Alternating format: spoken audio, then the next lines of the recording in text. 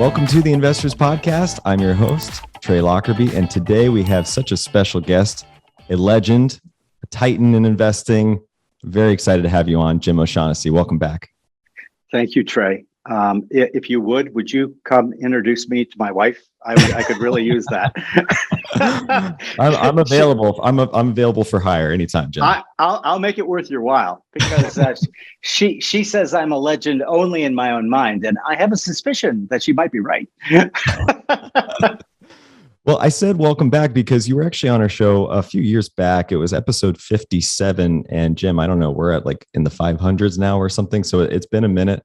But I wanted to just quickly get something out of the way here, which I'm sure a lot of our listeners are wondering, does what works on Wall Street still work? And I want to say, yes, it does, right? Because, I actually quote you all the time on the show, I think, about saying, the last arbitrage is human behavior. And I wanted to kind of get that out of the way because I want to talk about some other stuff that's a little bit more, hopefully untreaded ground.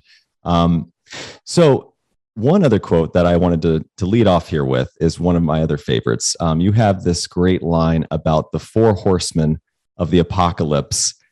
Who are the four horsemen, and are they here with us now in this room? Where did the four horsemen touch you, Trey? So actually the real quote is the four horsemen of the investment apocalypse are fear, greed, hope, and ignorance. Fear, greed, and hope are all emotions. Ignorance is the only non-emotion. And I believe that fear, greed, and hope are responsible for greater losses in investing than any bear market because they access an ancient part of our brain that we think we've got control over, but we really don't. So by way of example, my friend Jason Zweig gives a great example of this. When you have a client come in and say, here's the portfolio, here's how it's done, here's what we would suggest you invest in, but we want to make sure that this is right for your risk profile. And oftentimes that's done in a variety of methods. And a simple one is often asking the client, how do you think you could handle, say, a 20 or 30% decline in your portfolio? Well, interestingly, men specifically, women are better at this, actually. In fact, there's a lot of studies showing women are better at investing. We'll come back to why that is in a minute. But if you ask them that in a public space and there are other people in the meetings, there's a bunch of behavioral things going on right there. But they'll say, yeah, sure. And Jason's analogy, which I think is quite wonderful, is it's like showing somebody a picture of a snake and saying, does this scare you? And they say no. And then actually throwing a live snake in their lap. What happens between the two scenarios is massively different. Our brains, and this is evolutionary psychology, deep in our human operating system is the fight or flee. And that kept us alive so that we could ultimately become the dominant species on the planet. However, it's still active. And when you intellectually know something, it's very different than emotionally knowing something. Our emotions, specifically fight or flee, are hardwired. In other words, for the most part, they don't let the prefrontal cortex take them over and say, calm down now, I've got this. I'm the planning aspect of the brain. You just settle down. No dice. Because they have to be. And so are they here in the room with us? I'm not afraid. I'm filled with hope. So yeah, maybe that one's here. But the other ones are simply, the main reason that I have found, being in this business for 35 plus years, that time and time again, something bad happens in the market, people freak out, They're convinced that it's going to zero, and they sell usually at or near a market bottom. And then quite vice versa, when a bubble is being inflated, that too motivates the greed aspect and the FOMO, fear of missing out, and gets people to, as a friend of mine quite humorously put it, price what they're investing in at the price to magic ratio. That's perfect. Obviously, the reason I'm asking is because the market is seemingly correcting. Obviously, it has corrected. It might just be going into full-on bear market now. And so, now their rationality is being challenged, right? And so this is where investing really gets hard. Even though it can be simple, it's very hard. And I'm kind of curious about quant style investing, because I wonder if some of those strategies might start to look like they're broken. So how have you built such a successful company based on keeping investors calm and reserved during times like these? So we do our very best to qualify. We work with advisors and brokers. We don't work with the end client. And when we're interviewing a new candidate that wants to work with us, we pay very special attention to things like how quickly did they sell out of an investment that they had maybe only made a year or two before. Listen to what they're saying very, very carefully. You can make a lot of inferences about somebody's ability to actually hold on through downturns. Now, you're not always going to get it right. We had a client that had been a client of my absolutely first company, which was O'Shaughnessy Capital Management. And he stayed with us through all of the iterations of, I was at Bear Stearns for a while, and then OSAM. And quite literally, when I went down with my head of private client services, we were walking. I thought of him as a good friend, and still do. But literally, when he saw me, he goes like this, and he says, "Jim, I know the briefcase you're carrying is filled with all sorts of tables and charts and graphs that explain to me why this is a massive buying opportunity." And he said, "I just don't care." And that was during the great financial crisis. And in the scope and scheme of things, very understandable attitude. There were people who believed that the entire banking system was going to collapse. I didn't believe that because I had studied the Fed, and I knew that one of the reasons that the Fed is there, despite its many haters, is to act as the buyer of last resort. And that's in fact what they did in the great financial crisis. So that all sounds very calm and measured, right? As we're talking here in 2022. If we were having this conversation in January of 2009, and I'm not saying you, Trey, specifically, but many, many would look at me and say, "You are out of your mind. Cannot you see? Lehman Brothers, which has been around more than 100 years, failed. Bear Stearns, which had never had a quarter since the 1920s where they lost money, were a forced sale to JP Morgan." Jim, you don't understand the facts on the ground, man. This is it. This is the cataclysmic bear market to end all bear markets. And my response was, as it always is, that's certainly a possibility, but there is a huge difference between possibilities and probabilities. We bank everything we do on probabilities. Like, if you think about it, if I was going to take every possible scenario into account, I'd never leave my house, because literally the possibility I get into a car accident and die, the possibility that somebody, intentionally kills me or randomly kills me or whatever, there is an infinitesimal possibility, some bigger than others, but it would basically freeze you in place, cowering in the fetal position, because when we're talking possible, well, almost anything's possible. Is it probable? I think not. So, to answer your question specifically, all of our work has some what I would call foundational principles. For example, in general, over time, directionally, these strategies work with a pretty high base rate. In other words, the base rate is how often overall 1, 5, 10-year rolling periods did that strategy do better than its benchmark. And we look at things like valuation. We look at things like momentum. We look at financial strength. There's a whole host of things that we look at to determine whether a stock can get in or not. But on the point as in terms of your strategy is broken, well, one of the things that I'm very proud of is right now, I think that we have the finest research team that OSAM has ever been lucky enough to have. Some major brain power in there.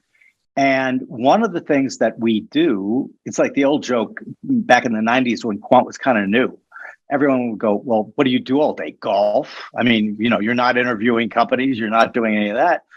And I responded then as now, no, but we are continually trying to refine and improve our research. And if you look through just any one of our strategies, for example, the biggest one is called shareholder value, or market leaders value is the technical name. But if you look at what that strategy started at and what it is today in terms of the underlying factors and all of the various things, we improved it continuously. Not massive improvements, but improvements nevertheless. And then simple things like that will just improve our results for the most part is I was very hated by my research team about 12, 14 years ago when I set them out on a data cleansing operation. Very few people understand how actually dirty or incorrect, if you will, the data is from a variety of sources. And so we had to source it. Very unhappy work. I did a little just so that I felt like I was contributing. But the fact is, I think that's how we managed to continue to improve and improve and hold the clients. Well, going back to your 2009 reference, you had this great paper in 2009 about a great buying opportunity. And at the top of that paper, there's this amazing quote by John F. Kennedy that says, "The Chinese use 2 brush strokes to write the word crisis. One brush stroke stands for danger, the other for opportunity. In a crisis, be aware of the danger, but recognize the opportunity." I think that was just such a great pull for that exact purpose of that reason. But to your other point about these factors, I mean, one in particular that everyone kind of is aware of nowadays is the idea of price to book. Since retail investors may not have the research that you do, how are we to maintain conviction over some of these factors, knowing that they can evolve and change over time? Great question. And specifically to that factor, I would advocate investors don't really look at it anymore. And that is based not on my opinion, but on very deep research that we did. We published several papers about it. We had a podcast about it. And it has to do with the changing nature of valuing businesses. Price to book was great for, industrial type companies. And typically price to book, a low price to book, was very good going forward. A high price to book meant probably overpriced. The other thing about price to book even back then, is if you do get a horrible bear market like they got in the crash of 1929 and the ensuing depression, price to book is also a pretty good proxy for bankruptcy risk. So if you actually look at the behavior of low price to book stocks in the 30s, you will see that there was an inversion with the stocks that had the highest price to book doing much, much better than the stocks with the lowest price to book, because in fact, they did go bankrupt because of the economic situation of the Depression. But flash forward to today.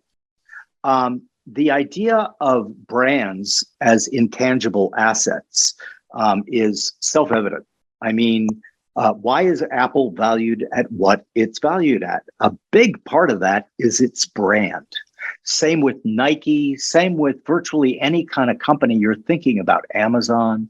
So the intangible aspects that valuing brand brings to the table sort of negate the whole raison d'etre of price to book in the first place.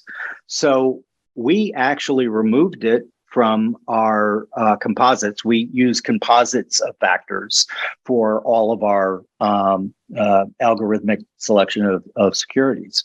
And the challenge there is that often people are really, really reluctant to change their mind about something that's been working well for them. I know there are some other asset managers who still claim price to book is quite good. Again, I'm basing this just on, you remember, you too young, but there was a show called Dragnet, and Joe Friday was this cop who never smiled. And he was like, whenever he interrogated somebody, it was just the facts, man, just the facts. And so that's what we're looking at, just the facts. And since there are a huge number of other valuation metrics that we can and do use, we saw this is a pretty easy choice to make. I mean, something that had worked very well, a lot of academic studies on, French Pharma, which got the ball rolling, used price to book. Many, many other academic studies did as well. I have it in my book, of course. In this edition of the book, I hedge a bit because we hadn't gotten all of the other deeper research. But even when we included the 30s, because we got the CRISP data, which is the data from the University of Chicago Center for Research and Security Pricing, thus the acronym, and we're able to run it, we're like, ooh, okay, this is something that is material. This is something that we didn't know at the time. Now we have this new data, and so we removed it. So the way that our strategies work, I think, to be fair, this is probably true of all quant investors, is that they refine them as they do additional research. I think the bigger question for a quant specifically is not how much did you change your model over time, and was it all based on evidence? For example, a generational buying opportunity that I published in March of 2009, that wasn't me. It wasn't Jim striding into the office and saying, oh, I am going to say this is a generational opportunity. That was the data. That's why you very, very seldomly see papers from us making that kind of call. The data was screaming at us, wow, this really, really is presenting a huge opportunity.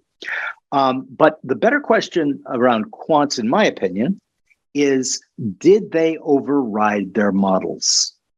And we learned after the great financial crisis, when a consultant who called specifically for a large brokerage on quants came out and told us, and honestly, it floored me then and still floors me as I think about it now, that over 60% of the quantitative managers that he followed had overridden their models because of the financial crisis.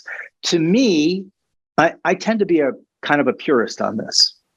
If you're a quant and you override your model without it being based on research, but is based on you panicking, you've negated your entire past track record, because that was contingent and built upon the idea that you do not override your model.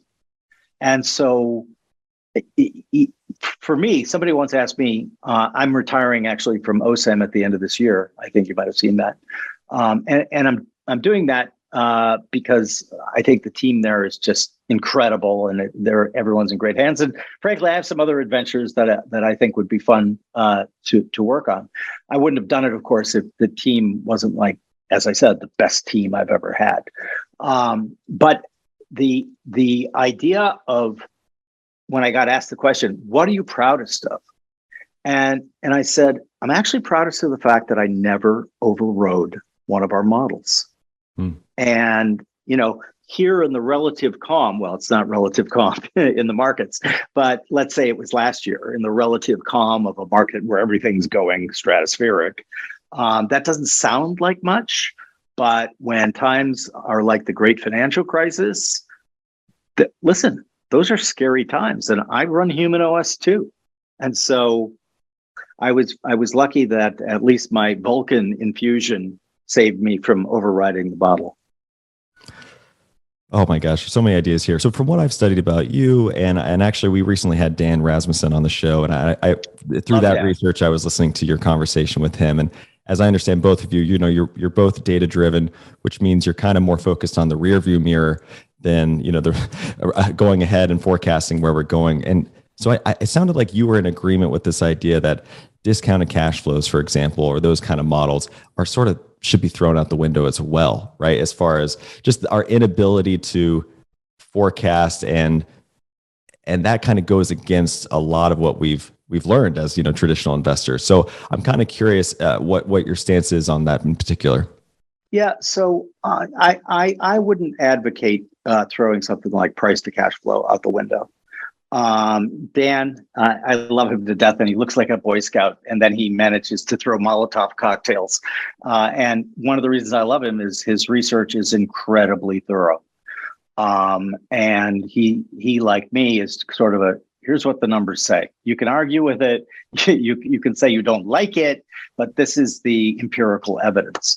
From our point of view, we still believe that many of the metrics, as you say, looking in the rearview mirror, that's set. There's no speculation as to what those numbers were.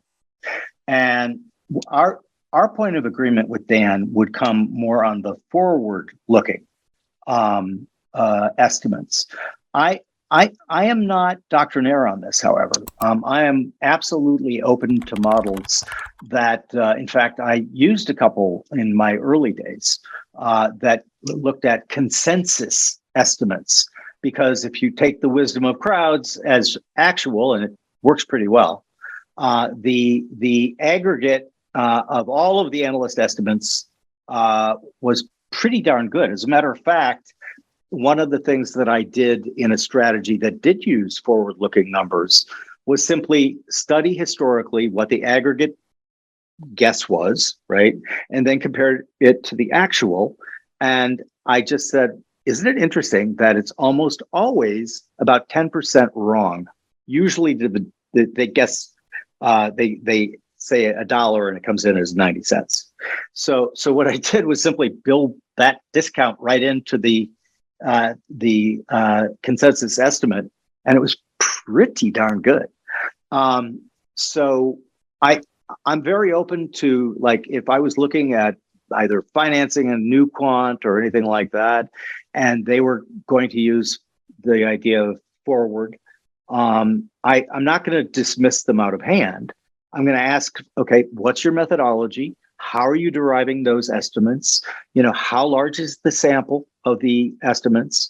One of the things that I love, and I wish the United States would allow more of, are these prediction markets, right? Because again, got to go back to Galton, right, who came up with this idea when he bought the little slips of paper guessing the bull's weight, and added them all up and took the average, and it was like half a pound off the actual weight of the bull. One of the things that I advocate, especially in markets like this, is if you're young, right, I call you a time billionaire. And so you have a lot of time. And unless you believe that the world is in fact ending, then I would recommend that you find a farm in a very underpopulated state and, put antibiotics and guns and everything else. If you're not that extreme, the better bet is to just keep putting money into the market as a young person. I believe that, well, for example, if you look at all rolling 20-year periods, real returns, so inflation taken out, there's never been a 20-year rolling period where the market in the US at least was negative. Now, it has been negative in other markets. But in the United States, given the size of our economy, given the size of our stock market, It's never been negative over a 20-year period. Now, does that mean it never will be? No, of course not. Some horrific, horrible thing could happen, and it could lead to a 20-year negative number. In fact, it got close for the 20 years ending '09, '08. But again, probabilities. If you can think probabilistically and tone down and control your emotions, what's going to happen is that over time, directionally, these models are going to continue to work. And, to try to be very specific and say, yes, it will compound at 13.23%. That's nonsense. I'm glad to hear you say that. I mean, the tool we have on our website is an IRR calculator that actually has the probability feature, right? So you can plug in your own different predictions in there.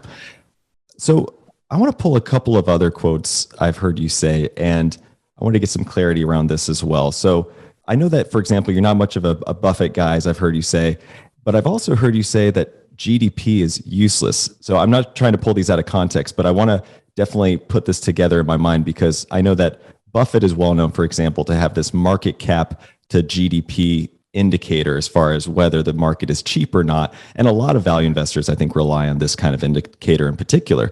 So if GDP is now useless, and we should talk about why, I think it plays into that sort of price to book discussion we were just having, but we should talk about why that is. And if so, does the market cap to GDP ratio work anymore, in your opinion? So when you bring a person who has been sainted while he is still alive into the conversation, that's another great example of human operating system.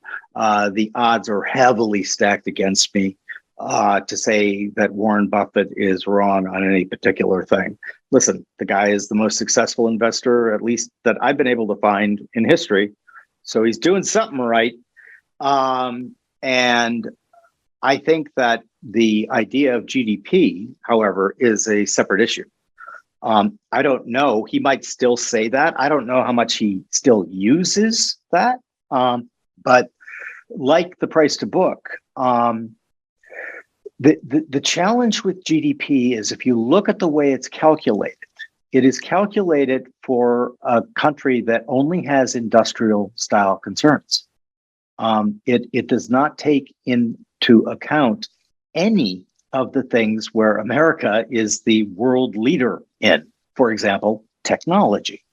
An example, this might be a little old, so if somebody listens and looks it up and says, Jim was wrong, this is an old example, but I'd love to hear that if I was wrong. I'm wrong often.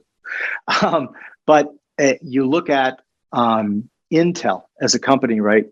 And they make all the chips. And why are they interesting? Well, they're interesting because the way GDP is calculated is the sale of the chip, right? And what did it cost, to make that chip? What people fail to consider is what Intel really did was retain all of the intellectual property, where they would design the chips right here in the good old US of A, but then they would ship them to a variety of chip manufacturing companies, usually in emerging markets, that had to complete cutthroat competition. They were all, in terms of the quality as you rate their ability, they were all at the top. And so all they really had to compete on was price. And so they would get like a razor thin margin in the emerging market, send it back to the United States. Intel marks it up considerably more and has essentially captured all the profit of that transaction. Apple does it with iPhones, for example. If you look at the percentage of market by distribution of phones, Apple is not number one. The various Android phones put together are much bigger, much bigger. And yet when you look at the share of profits from the sale of smartphones, Apple is the clear winner. And so that none of that gets captured in GDP. So for the same reason that I think that price to book needs to be put back on the shelf, I think it would be great if some group of economists came up. I mean, that'd be a great book almost.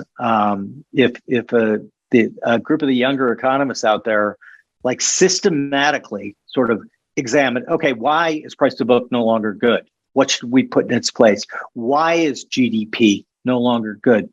What should we put in its place? That would be a real contribution, I think, to the economic literature, as well as, investors using that particular literature. So to sort of sum up, I remember reading, and I can't remember the exact formula, but if you read a lot of history on investing, what you see is some people, like in the 1950s, were swearing on this. There was some differential between the earnings yield on stocks and bond yields, right? And it was really simple. So if the earning yield on stocks was below bonds, get out of stocks, go into bonds, right? And vice versa. Well, that changed like something in the early 60s, I think, late 50s. And it never went back to the other way until you got the super high rates in the first half of the 1980s, the second half of the 1970s. So it was wrong for like most of the biggest bull market in history. So I think that you always have to just look, okay, what are these numbers that I'm using? How are they derived? Does that derivation still make sense? And does the concept, if you will, of a GDP to ratio or to replacement cost there's a lot of interesting ones, right? It's just we haven't found any efficacy. And believe me, we've tried. We haven't found any efficacy in using these as filters, either in the going long, which we're a traditional long-only manager, but we've experimented with tons of timing models too. And have found basically a few of them actually do work, but the fortitude, the emotional fortitude that you would have to have is pretty extraordinary. My friend Wes Gray has a really interesting model that works, but it's hard for him to keep clients in it because there's a lot of false positives. And when it really works, it really, really works. But, again, because of the way we look at things, signal, fail, signal, fail, signal, fail. Then this doesn't work. And usually, as I like to joke, that happens after the fourth one, signal, succeed. Well, I bring that up actually because this is so fascinating. I know if there's something kind of misleading about GDP and being a quant, garbage in, garbage out, there's a lot of people out there with this narrative that, for example, the Fed can't raise interest rates because of our debt to GDP ratio, right? Or as far as just the simple amount of debt. And it's different. It's a different story than where we were even in the 70s and 80s. So with that kind of in mind, I'm kind of curious what your take on the debt level is and how much further you think the Fed could go. So I normally don't comment on this, primarily because I'm probably just as ignorant about these types of things as anyone else. And so let me caveat it with that ahead of time. I am not even though I have a degree in economics, I am not an economist. I am a practitioner, and practitioners look at the world very differently than economists do. The points that I would make about the current discussion, if you will, being had around the debt to GDP, et cetera, is it is true that we have seen a Fed take unprecedented action in the market. If we just look at the Fed's history back to 1913, right, when it was created. And then, you had a lot of theorists saying, modern monetary theory, et cetera. That would be just a completely different discussion in and of itself. So yes, the Fed has taken unusual steps, primarily as a reaction, in my opinion, to the very, very dangerous situation that evolved during the great financial crisis. Now, can the Fed just do whatever it wants? I don't think so, really. I think that ultimately markets step in, and like it's fine if the Fed is keeping interest rates artificially low, right? Because, if you're a rational actor and you can borrow money at 1%, why on earth would you not? And if you look at what happened, that's exactly what happened, right? You got things like, the Bored Apes and crypto and a variety of NFTs and everything. And let me hasten to say, that doesn't mean that those might not emerge as, or a version of them as successful down the line. It does mean that some of the prices you were seeing, like Beeple and these astronomical prices being paid for NFTs, was, in my opinion, a result of these artificially low rates that even a rational human would say, oh, if the bank's going to be willing to loan me a bunch of money for nothing, I'm going to take a huge loan. Now, what's happened currently is, and usually happens afterwards, when you flood the system with money, inflation seems inevitable. The only time it isn't inevitable that many people point to is when it doesn't get put officially into circulation. So, for example, when the Fed started on the easing strategy, most of that money wasn't getting out into the economy. It was actually on a ledger between all these various banks. So if you looked at M1 and got very alarmed, right? Like, good Lord, look at the chart on M1. You have to keep in mind that a lot of that, or in the early days, was ledgers on a bank transaction. And so that doesn't get into the economy. People can't actually spend that. When they can actually spend it, hello, inflation. And, I think that there's many things happening here. But one of them is inflation is probably higher than the official rate that's being stated. I know a lot of people put a lot of work into showing actual price changes for the average American. And those price changes are a lot bigger than the so-called stated rate of inflation.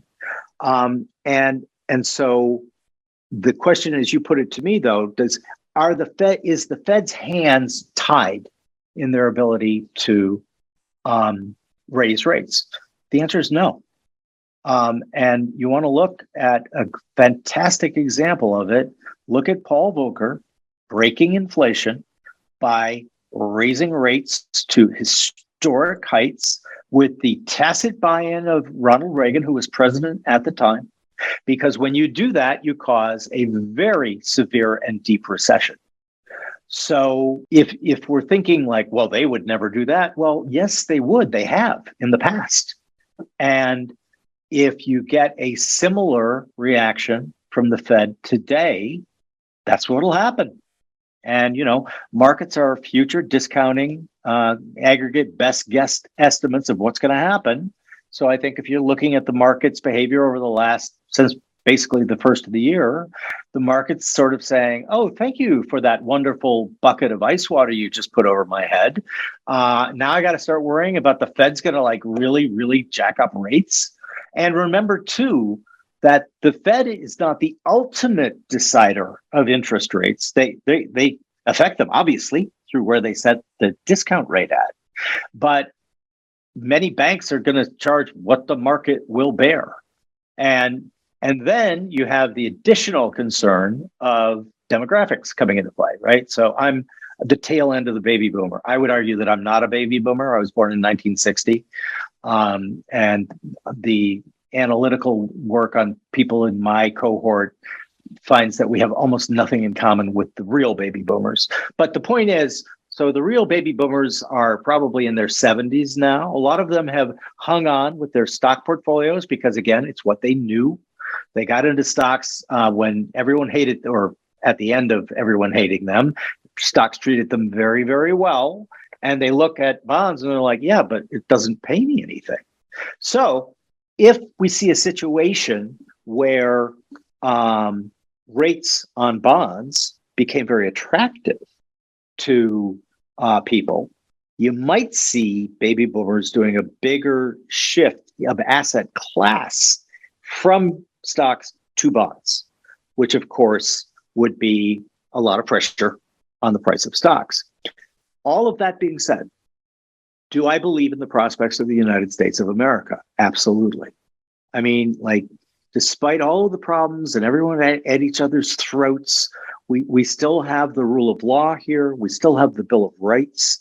We still have, the government designed to not be able to do anything too radical because of the various branches. Our founders did not trust the average human being very much. And so they designed our government to make it really hard for the government to become very tyrannical, which I think is a great thing. And so, yeah, I am still wildly bullish on the prospects of this country. Does that mean that I might have to grin and bear it through a horrible recession? Yeah, I might have to. But again, I come back to the notion, if you just look at odds, right? The odds are really, really high that this country in particular, because of all of its advantages, is going to do very, very well. Finally, circling back to the question about the debt ratio in the United States, we are also the only country in the world as the world's reserve currency that has the privilege of pricing its debt in its own currency, which its central bank controls. What better way to essentially default on massive debt than having great inflation take it away? And so you can speculate, well, maybe foreign lenders will not allow U.S. debt to be priced in dollars. I would say don't hold your breath on that one. Hey everybody, Trey Lockerbie here from We Study Billionaires, and I wanted to tell you about a new company that I absolutely love, and that is called Trade. Trade combines two of my favorite things, coffee and technology. So what you do is you go to drinktrade.com. There's a super simple survey that you take, and then it tells you which coffee they're going to send you that you are literally guaranteed to love. Meaning, if you don't love it, they'll send you a new bag of coffee for free. And from there, you can keep experimenting so you're not falling into the same rut of drinking the same coffee over and over and over again. There are so many different types of roasters, levels of roast, beans from different parts of the world. There's plenty to nerd out on here. So why not be adventurous and try some new stuff? After I took the quiz, they sent me a bag from Sight Glass Coffee in Northern California, and it's literally my favorite coffee of all time. Normally, I've been drinking a coffee where I have to sweeten it with honey and almond milk, but this coffee, I could actually drink it black. It was so delicious just on its own. And right now, Trade is offering subscribers a total of $30 off your first order plus free shipping when you go to drinktrade.com/TIP or click the link in the description below. That's more than 40 cups of coffee for free. Get started by taking the quiz at drinktrade.com/TIP and let Trade find the perfect coffee for you. That's drinktrade.com/TIP for $30 off. Very interesting. Yeah, I was bringing it up. I mean, you mentioned the 70s where Paul Volcker jacked up interest rates, and I think our debt to GDP around that time was in the 30s. So it was a different scenario than where we are now. But to your point about GDP, it seems like that number is kind of underselling the US. And I've heard this argument a lot where it's like, and I don't know how the Fed is looking at this, but they could be saying, yeah, we might have a lot of debt, but look at all these assets we have too, right? Not only the world reserve currency, but how amazing are these assets that we hold? They're the best in the world, seemingly. So I want to touch there quickly, though, on your point about bonds. In your 2009 report about it being an amazing generational buying opportunity, you mentioned that you forecasted actually a bubble in bonds, and that definitely that definitely happened. And so I feel like we've seen a little bit of a deflation in that now that interest rates have started to go up. So it's interesting to hear you say, people might start flooding back into bonds. Do you see a reflation happening in bonds from here? Again, with the proviso that I'm asking a lot of unfair questions. I'm taking a stab in the dark. This is not my area of expertise. I got to give you the best answer that I can, which is I don't know.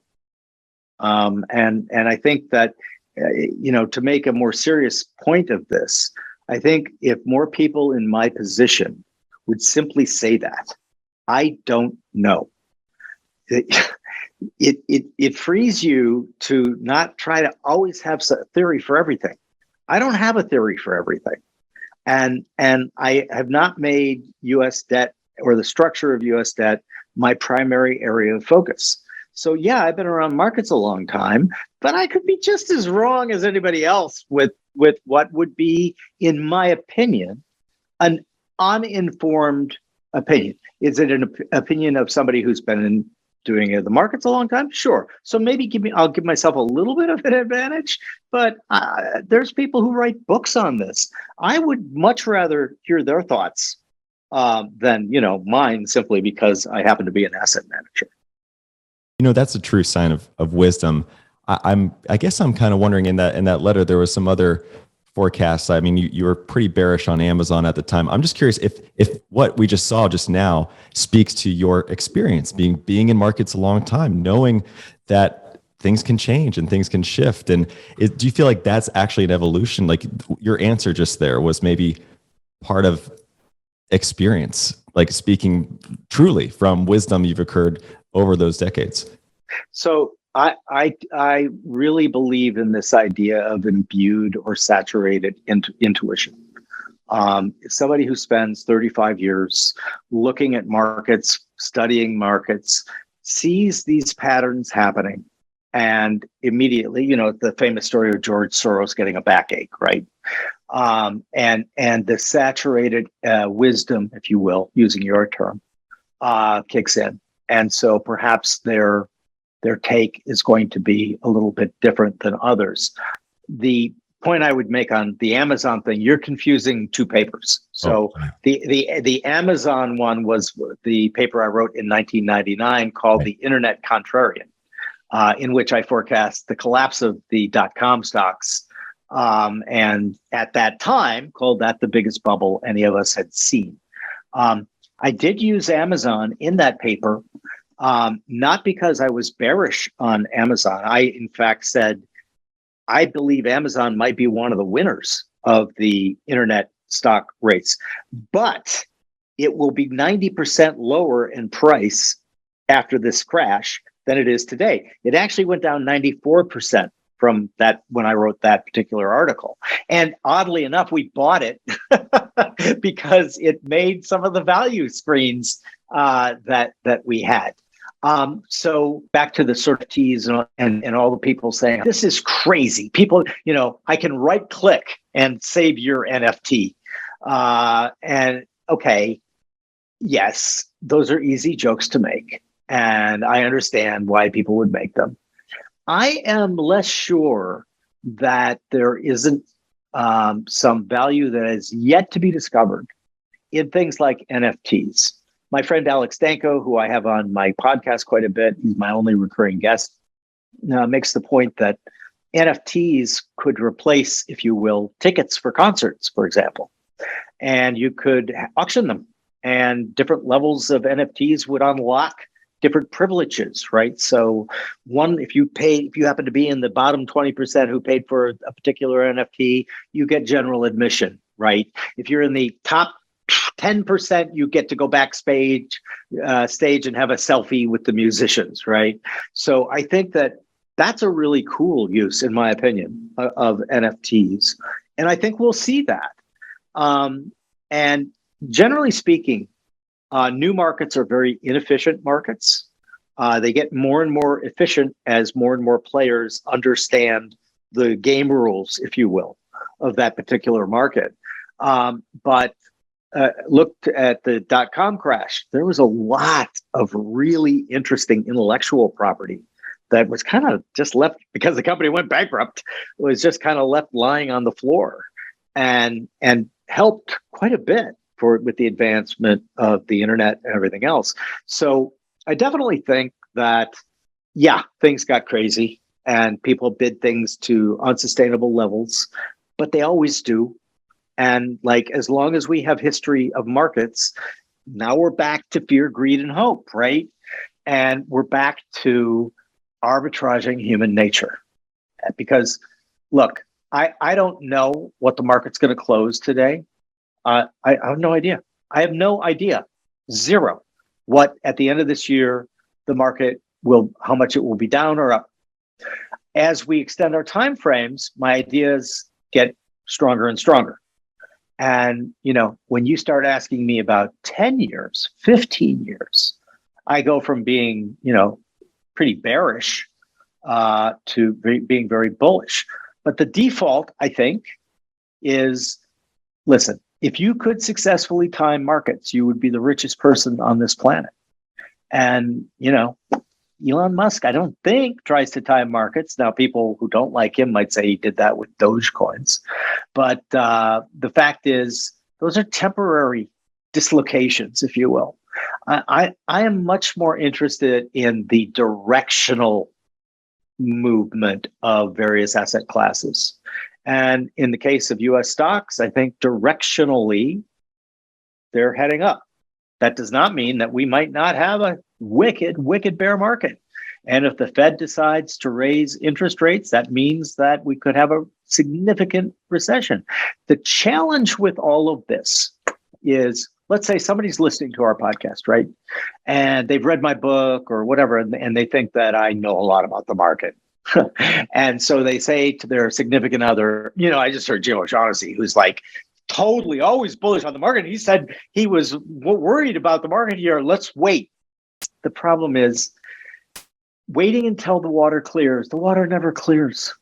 And so the default assumption that I urge all investors to do is consistently put money into the market, right? It's really, really simple. If let's say you have a dog, right?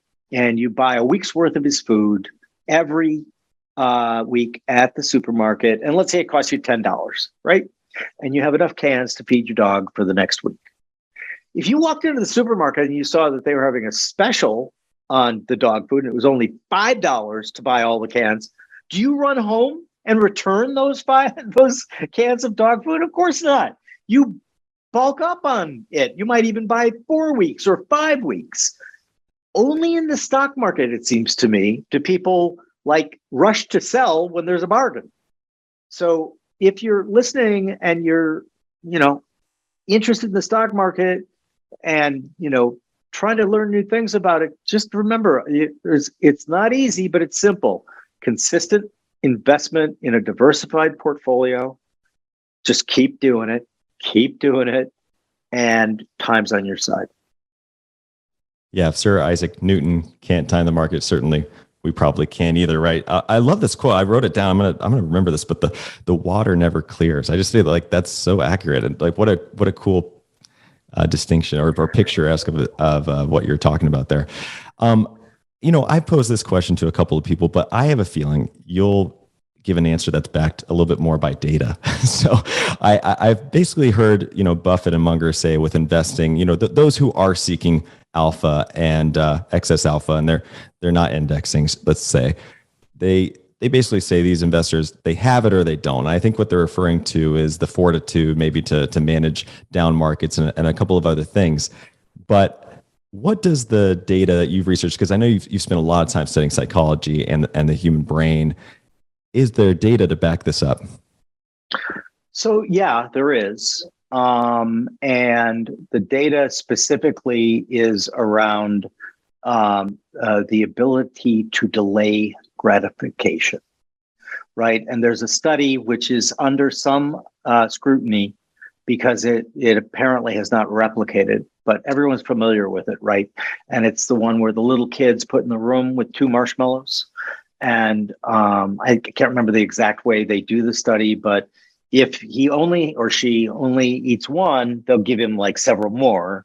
But if he or she eats 2, they don't give him any more. And it's basically a proxy for that individual's ability to delay gratification. And that is a really interesting marker for human beings. Those who can delay gratification, those who have patience, and those who persist. All of the studies that I've seen or we've conducted actually show that like raw intelligence it's great to have, yeah. But if you took somebody who had an IQ of 100, whatever gift it is, 140 or thereabouts, and then contrasted them with somebody who has a 120 IQ, which is typically the IQ you need to get into legal or medical school. You can't make any prediction based on those two numbers. This guy could be a nervous Nelly and like just flip out whenever, because he's so smart, he can think of all the really out there scenarios about what could go wrong. And this guy is just persistent. So if I were like, if you said, Jim, you've got to invest in the careers of these 10 young people who have distinguished themselves in investing, what I would look for is persistence, patience, and the ability to follow a process. PPP, patience, process, persistence. If you persistently use a well-supported by empirical evidence process, you will be rewarded. Will it work for you always? Of course not. During the times that it's not working for you, you will be ridiculed. You will be called names. People will make fun of you. And that's just part of the drill here. Unless you decide you want to be Bogle and be the king of indexing, which is, by the way, a totally acceptable choice for many investors. In fact, I would say the preferable choice if you're just not like us, a stock market junkie, but you just know you want to save and send your kids to good schools and have some money in retirement. That's a perfectly acceptable way to invest money. But the idea of those three P's, persistence, process, patience, those are going to be the winners. And by the way, the Warren Buffett of 2039 or 2040 is going to get there in a much, much different way than our Warren Buffett got there. He took advantage of the conditions, if you will, on the ground. This gets back to kind of this idea of saturated intuition. But then he grew, right? He used to invest like his idol and teacher, Ben Graham, who wrote the Securities Analysis and The Intelligent Investor. And that was called the margin of safety and buy cigar butts and et cetera, buying super cheap companies and then selling them when they reach what you think they're worth. And yeah, that's one way to do it. None of our value stuff does that particular methodology. If you do get a serendipitous amount of those companies, yeah, I'd say scoop them up.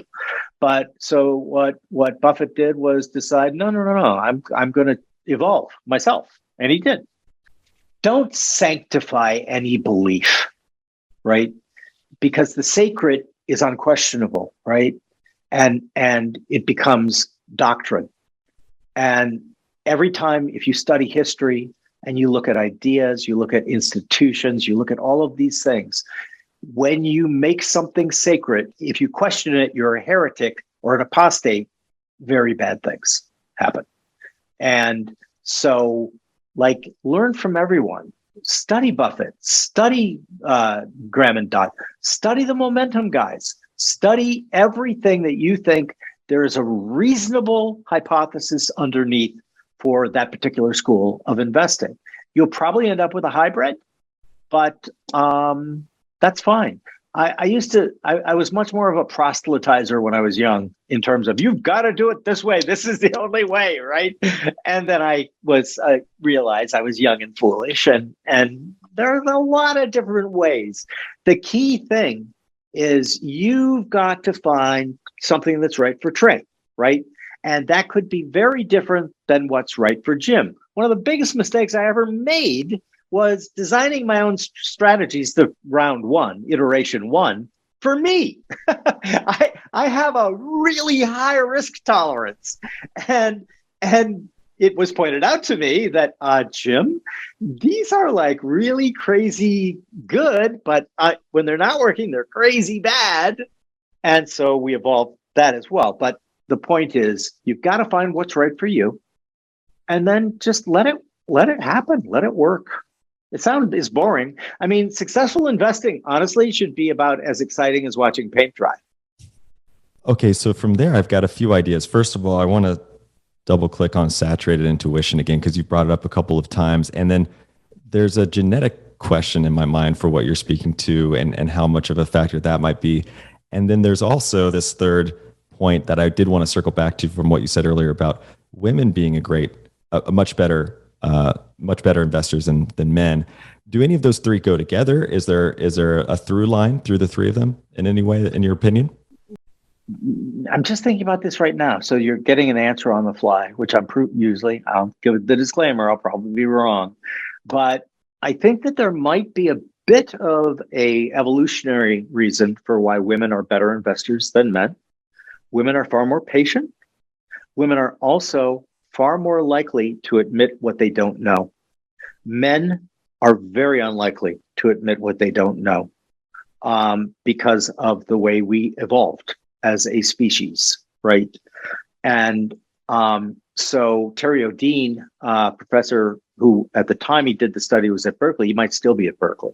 I lectured to his class once. He's a very nice guy. He's also a super smart guy. And he has an interesting study. I don't know if it's been updated because I haven't looked at it in a while, but that basically empirically showed that women were in fact better investors than men. And, I joke, testosterone's your answer there, right? Testosterone is a very useful thing to have, but it comes with a lot of downsides. And some of the downsides are abrupt action, being hypervigilant, and you mistaking your hypervigilance for, oh, market's going down, that means it's going to end. I have to act now to save my life. And so the man will get out. And then, of course, men are also much more overconfident than women. Can you tell I have nothing but older sisters? But the fact is, women are more patient. Women do not try to pretend that they know something that they don't, for the most part. Again, I can just hear that somebody saying right now, actually, Jim, there is this group of women who do not fit this profile. Yes, I understand that. I'm talking broadly. And the empirical evidence is on their side. The saturated intuition, well, I don't know that breaks down by sex, men versus versus women. I do know that women in many, many psychological tests demonstrate a probably higher, what I would call practical intuition. And again, how much of this, we'd have to really disambiguate how much of this was because of our evolution, how much is because of the societal game law rules that we're playing under, et cetera. But I think obviously both sexes can, if they are at something long enough, can get this imbued or saturated intuition and make use of it. And again, with genetics, like that's such a hot button issue. And I mean, I understand. I'm more of a, let's just look at the data and show us what the data shows us.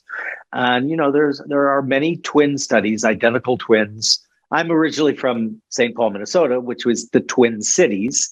And these studies were actually done at the University of Minnesota, the original ones that I'm referring to, where they found identical twins. So in other words, clones. You share 100% of your genes with that individual who were separated at birth. There's a brilliant book on it. I have it here. It was written in, I think, the late 70s, early 1980s. By the professor who did most of the research, and very, very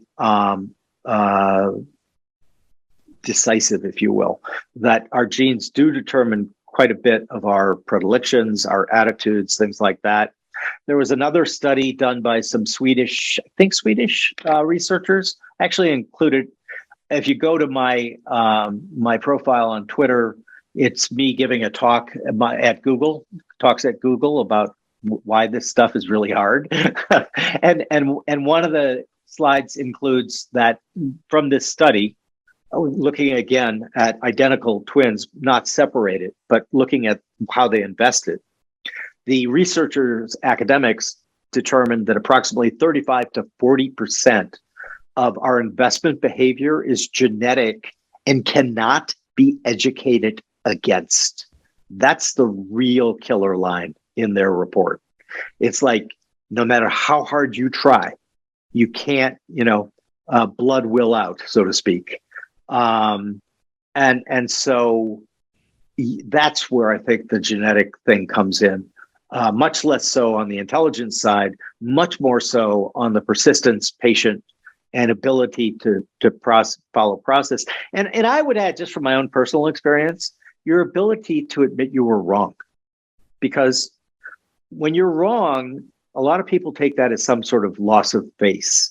I'm just the opposite. I love when I'm wrong because I can learn from why was I wrong? What was I thinking that led to the decision I made? And that's one of the reasons why I recommend that everyone keep journals.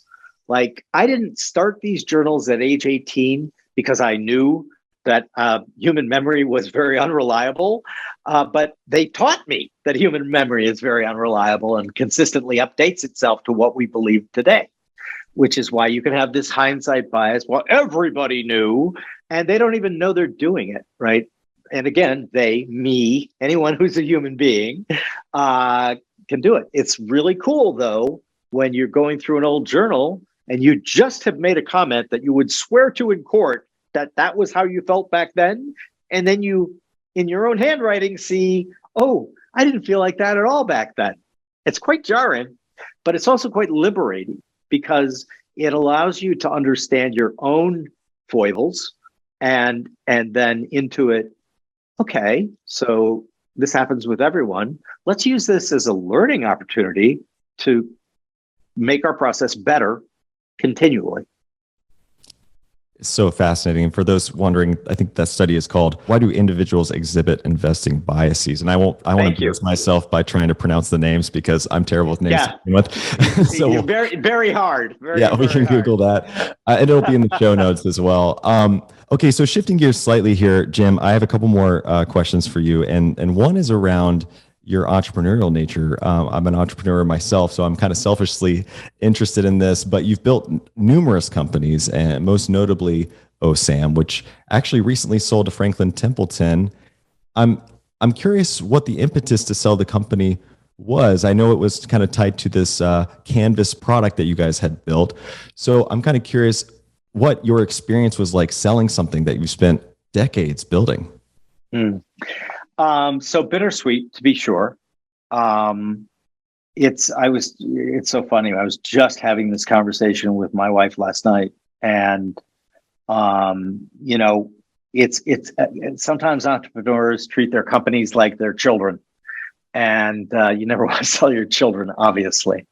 But also, I think the right thing to do given these circumstances, and if we take a step back, the ability to customize people's portfolios to their particular needs and tax situation and employment situation, I think is going to be the next massive category in asset management.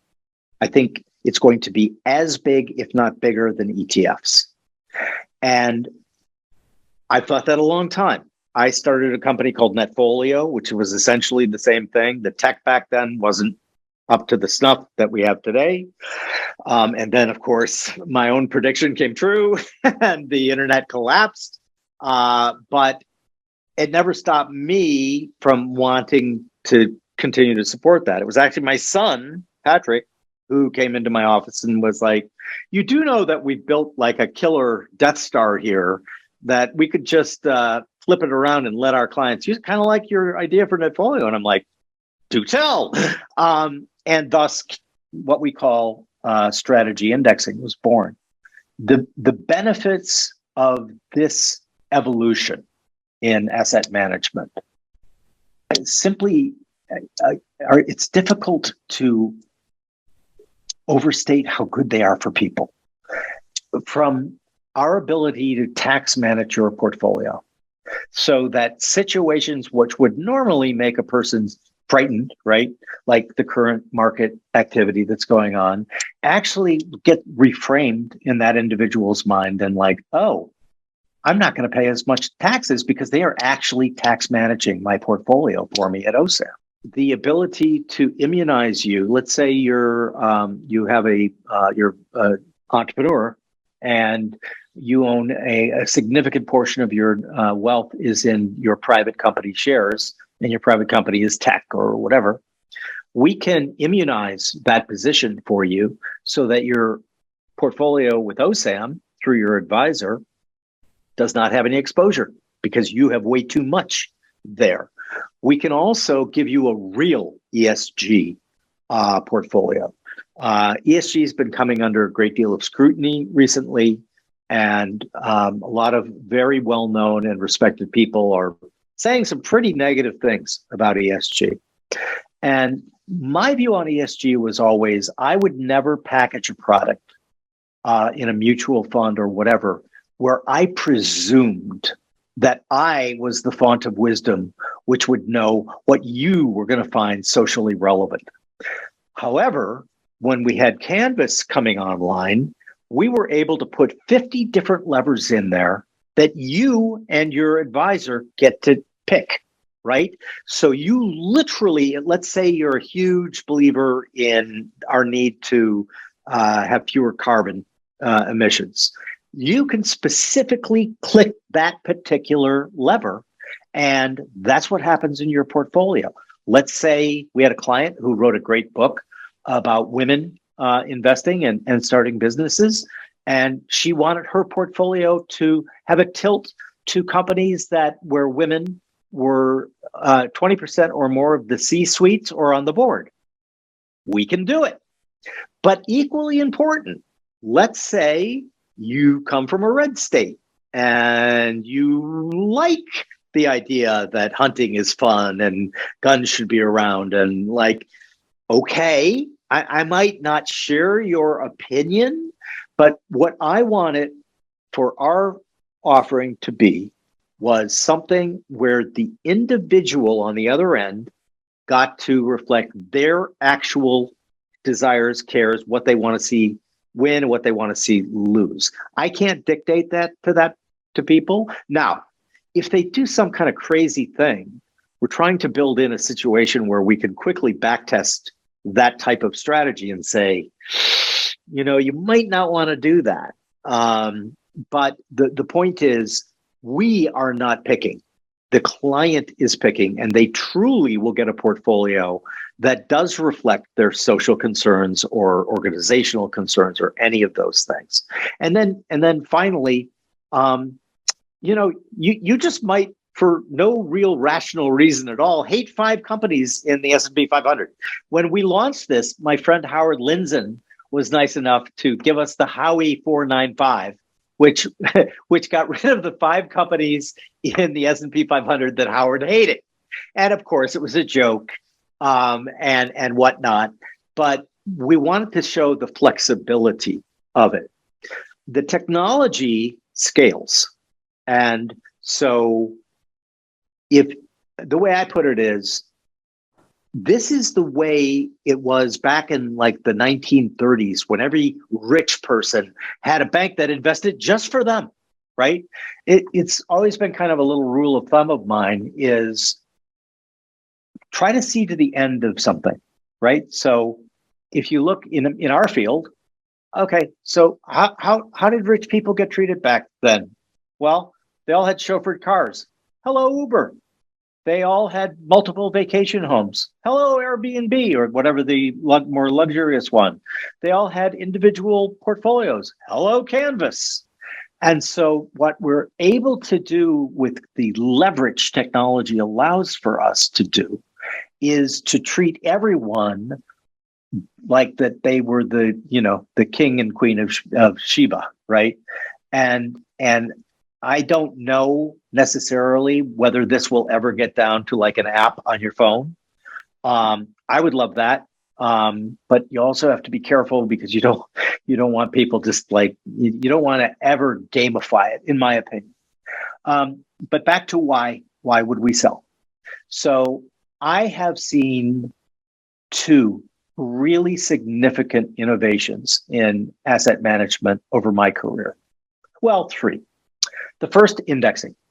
Back when I started in the 80s, Bogle and his team were still being made fun of by Wall Street for the most part.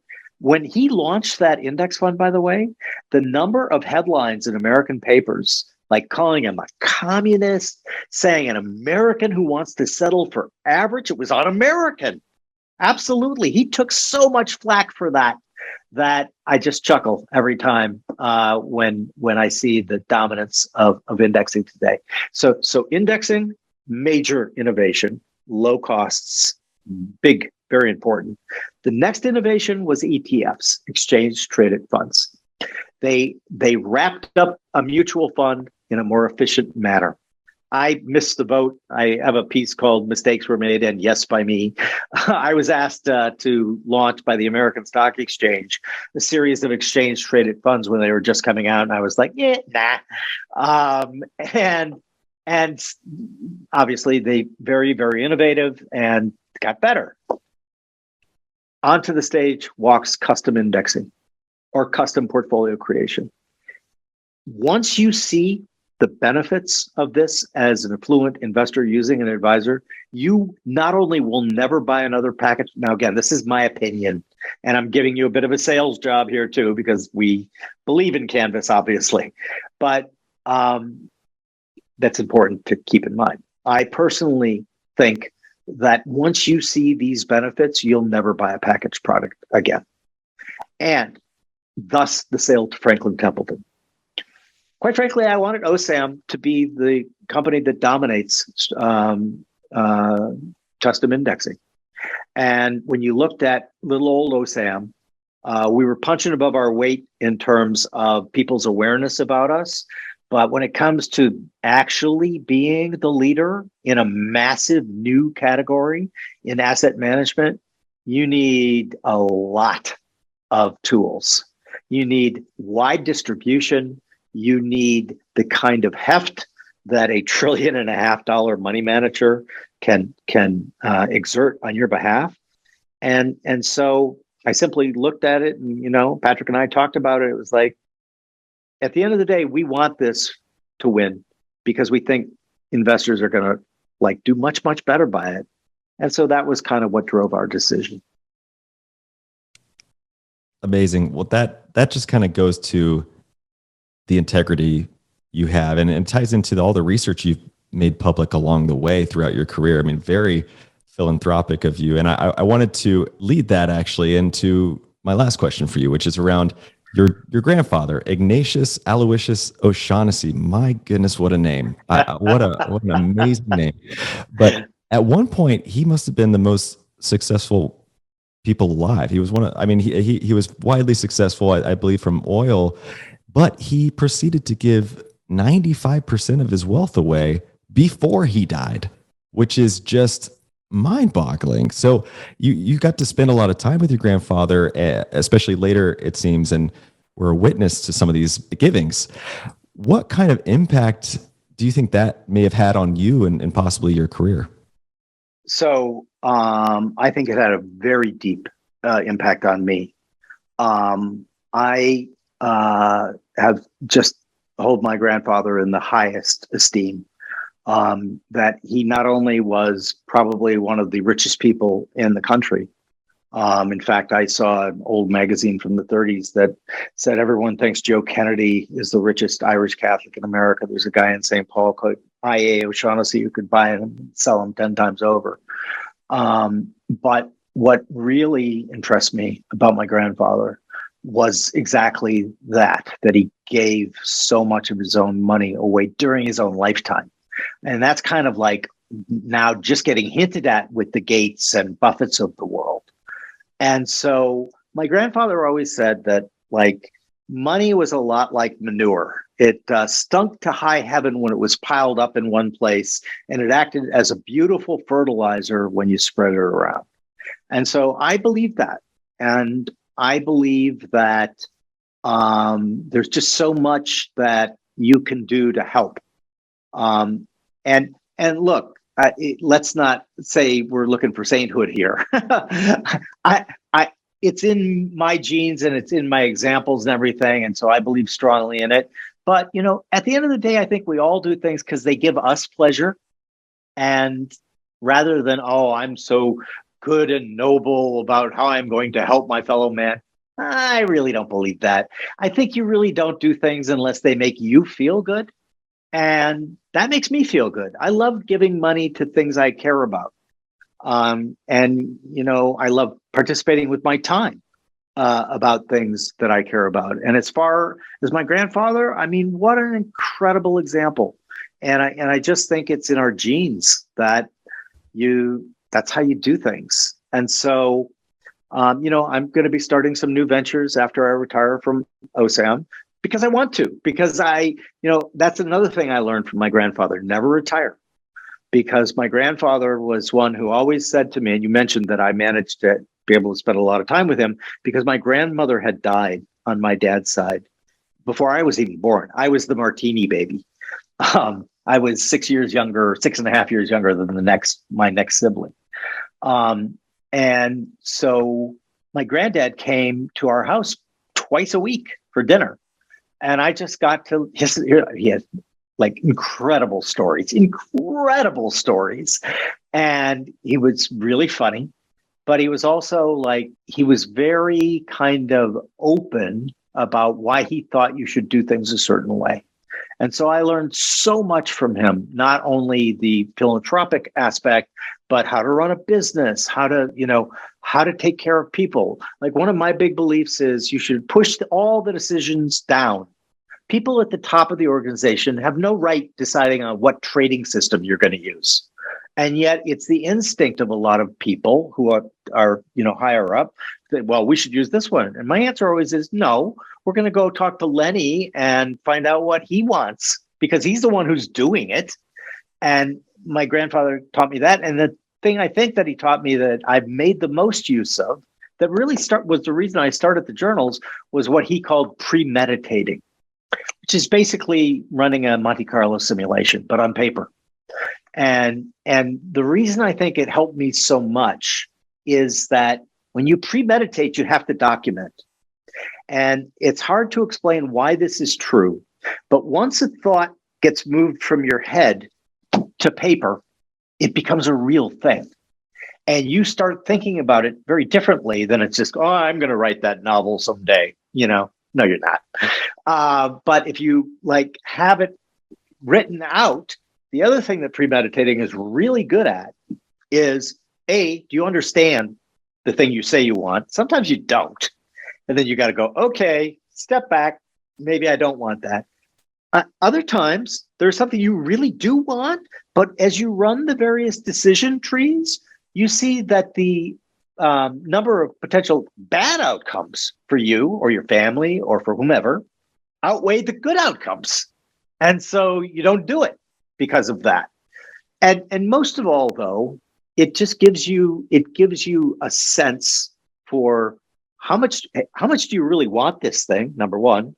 Number two, do you have the means to make this thing happen?